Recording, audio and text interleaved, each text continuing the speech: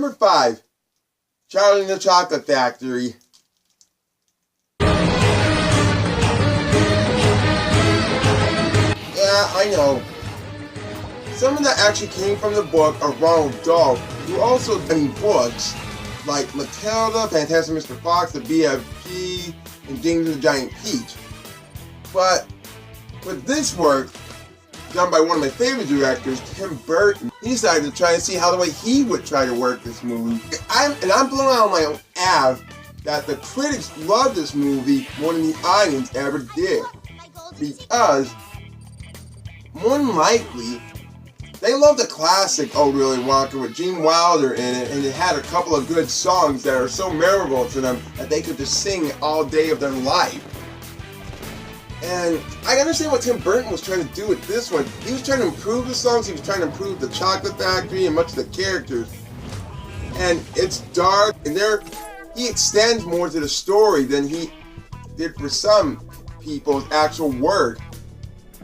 And no disrespect to his work on this one, but somehow the old one is even better than how this new one is. But I love this one because this shows more of the effects in the Chocolate Factory. It actually looks like one, and I just love how he explains more to the story than what the original couldn't even do.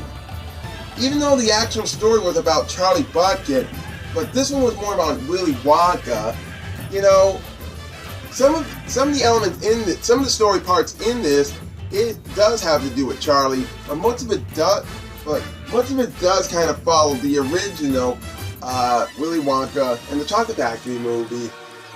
And I love Tim Burton's movies, and I love what he was trying to do with all his work. He was trying to see and reimagine how it would look in his kind of way, and I kind of like what he does, like Corpse Bride, or at least Beetlejuice, Batman, and even Alice in Wonderland I like too. And yet, I think it's still better off to just watch the original Charlie and the Chocolate Factory that should have been done rightfully.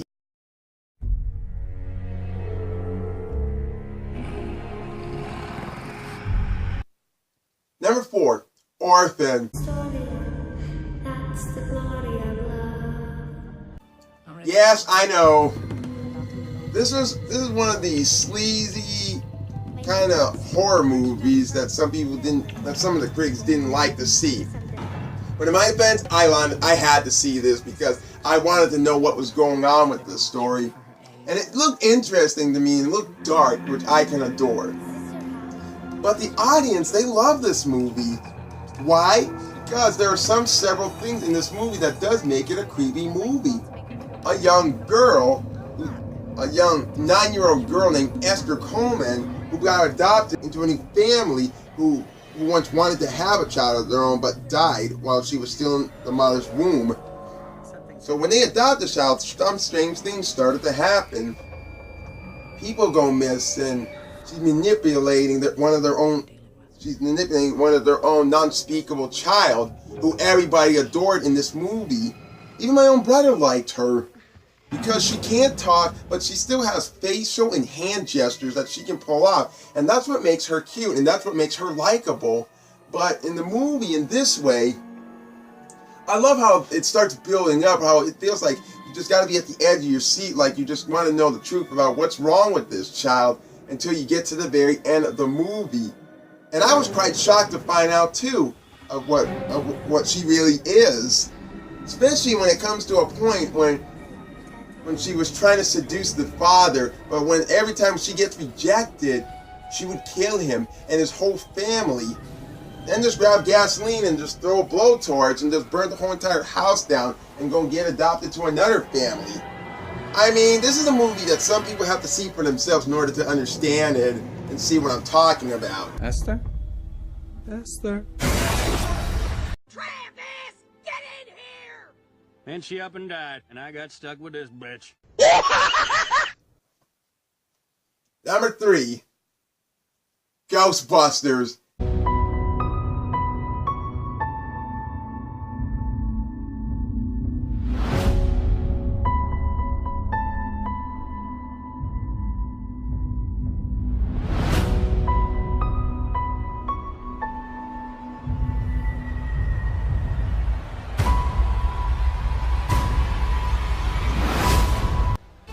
Yes, the new Ghostbusters is what I like.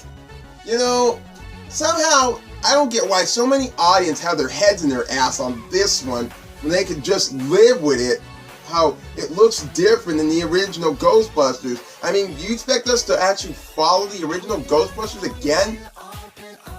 Hell, I'm surprised that the actual critics love this movie, like they praised it on Rotten Tomatoes.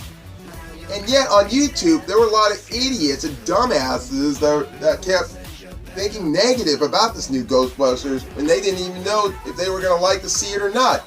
But you gotta see it to believe it, to see if it's really good. But no matter, when I saw this movie in theaters, I already knew I was gonna love this movie. But anyway, I really love how they changed the Ghostbusters to females. As you guys should know, that we all wanted to see Ghostbusters in a different version if they were actually all females. And I loved it that way. I love what they were trying to do. How they were just going from the beginning for how they became the Ghostbusters.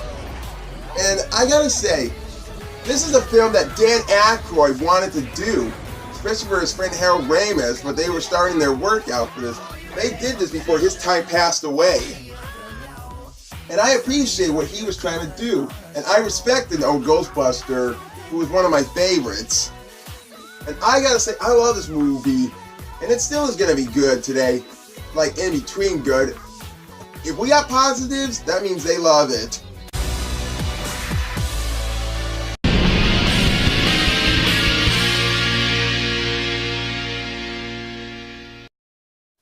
Number 2, the BFG.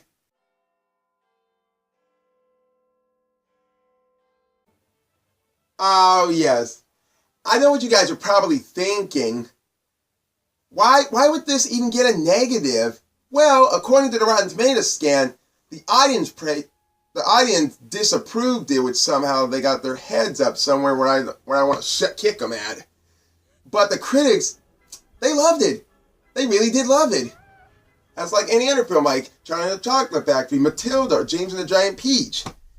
Oh my gosh. You know, this is something that was based on a book. When I went to see this movie at first, somehow, I didn't know there was a cartoon version of this movie.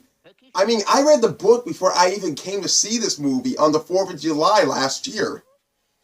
And I loved it. I really freaking loved it to death.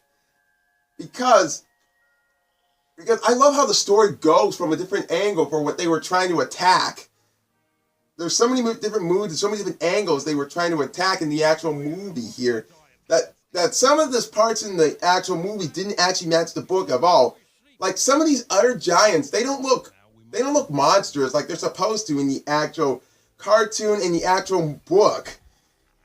And they just look too human-like. I would expect them to be a little more different, more savage-like, you know. But it's about this little girl named Sophie who is an orphan and is how do you say, taken by a big friendly giant into giant country. Yeah, I know. You probably might just think anything about kidnap, but it really isn't. Watch the movie and you'll explain why that some of this is happening. You know, it just almost kills me to say it, but I think I actually kind of like the book more than how the movie was. I'm not saying I hate the movie, I just love it, you know.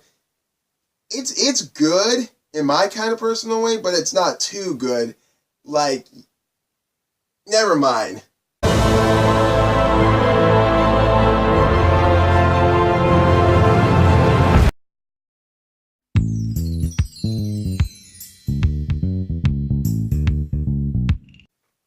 Now, before I get to my very number 1 favorite mixed review movie, I have a few honorable mentions to say.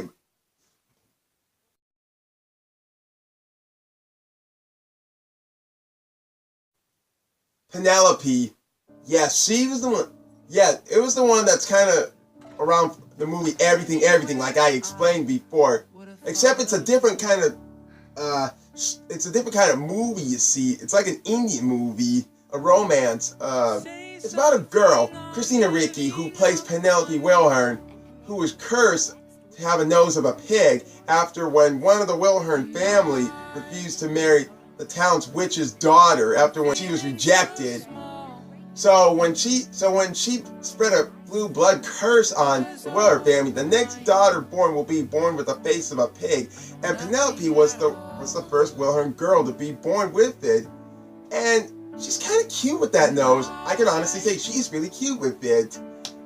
The whole story, it's just almost follows everything. Even though this was the movie before everything even came into theaters and got more praise than Penelope did. And I love this movie. Even my own aunt loves the movie. She won't even stop watching it. My second honorable mention, The Grinch. Yeah, I know what you guys want. You guys thinking this ain't a good mixed reviews. No one ever actually proved it. I know, but still, people gotta get their heads out their ass these days. It wasn't really that bad of a Christmas movie either. I can honestly say I grew up loving The Grinch throughout my whole entire life. Even if some people don't think The Grinch is their favorite character, I wanted to see a Grinch live action movie, and I really loved it. I really loved seeing how Jim Carrey performed as the Grinch. He put a lot more effort into it than Mike Myers being the damn Cat in the Hat. Now that's a film no one would ever want to watch, but everybody can watch The Grinch anytime. And like I told you in one of my reviews before, everybody's better off watching The Grinch than the Cat in the Hat, because The Grinch comes on television more than the Cat in the Hat does. I mean, Jim Carrey had a good face and he had a good animated body that he could work with. I mean, there are some flaws in this movie, but not too many flaws as I see. But when I saw this movie at first, I loved it. And yet today, I still love it because I love the humor that Jim Carrey put in the character that I can use on some people whenever I'm having a bad day. My third honorable mention, Hook. Yes, this is a story that somehow I don't think actually pleased some of the critics about it, but the audience sure got a kick out of it. Started Dustin Hoffman and Robin Williams. It's about the future life of Peter Pan, about he leaving Neverland and he grows up and has 2 children, and they get kidnapped by Captain Hook. And Julia Roberts, who plays Tinkerbell, to persuade Peter Pan to come back to Neverland and save his children. But the thing is, Peter Pan seems to lose his touch much often. Oh, and it isn't Peter Pan, it's Peter Banning, is what his name is. And you know, this, I don't know, I got a lot of laughs from Dustin Hoffman, and much less from Robin Williams, even though Robin Williams is my favorite actor, and he brought my good luck charm into this world. And there are some flaws, and everybody loves it, and everybody loves what Dustin Hoffman does. Even the nostalgia critic, he loved it. He still likes this movie, even though it has its own bad moments into it. But I still like one part in this movie. Don't try to stop me this time, Smee. Don't you dare try to stop me this time, Smee. Try to stop me. Smee. You better get up off your ass. Get over here, Smee. I'm coming, Smee. This is not a joke. I'm committing suicide. I know that's kind of a bad example of what you're setting for the younger audience out there, but it's just too damn funny.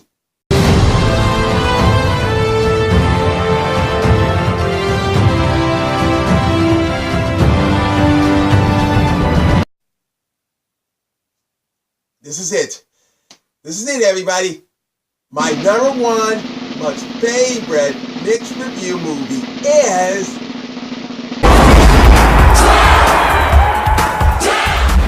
That's right, Space Jam. I love Space Jam from the day when I saw it in theaters. I loved it, I cherished it, and I buy it a lot, and I would never stop watching it. I love the fact that there's animated live action into this, especially when it came to one of my favorite basketball players who I first knew in this movie at first, Michael Jordan. And I loved how he was in this movie, along with the Looney Tunes characters. I know it's a dumb story for some of the critics who didn't like this movie, but up yours. At least the audience got a kick out of it.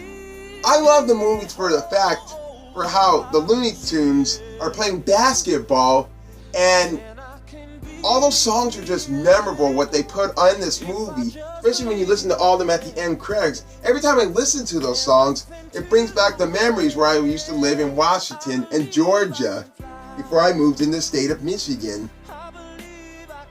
And yet I find it quite amusing, and it still brings it to my heart that I just love to hear these songs again and again, even when I'm sleeping.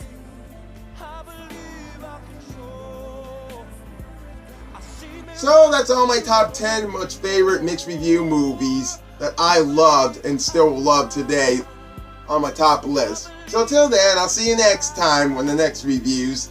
I am RL Craven. YouTube's beware the Reaper you'll fear.